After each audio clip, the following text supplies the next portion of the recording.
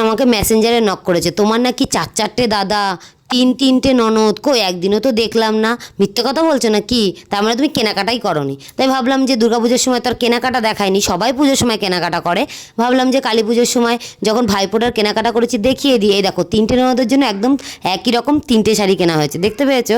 আর এইটাও আমার ননদের জন্য, মেজো ননদের জন্য নেওয়া হয়েছে, কারণ কি আমার মেজো ননদের বাড়িতে গৃহপ্রবেশ, সেই পুজোটাও তোমরা দেখতেই পারবে।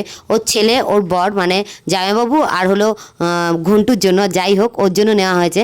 আর এই জামাগুলো দেখতে পাচ্ছ, এটা আমার ভাইয়ের জন্য।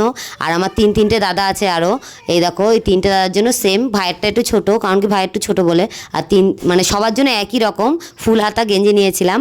আর এইটা হলো আমার জন্য স্পেশালি, মানে আমি দুর্গাপুজোর সময় 2টো শাড়ি নিয়েছি, কোনো জামা নিইনি, তাই ভাবলাম যে জামা নিয়েই নিই, নাহলে হবে না, তার জন্য নিয়েছিলাম এই জামাটা। এই জামাটার সঙ্গে এই প্লাজো প্যান্টটা নিয়েছিলাম, মানে আমি এখনও পর্যন্ত এরকম প্লাজো প্যান্ট আর এরকম জামা পরিনি, তাই ভাবলাম যে নিয়েই নিই, নতুন উঠেছে।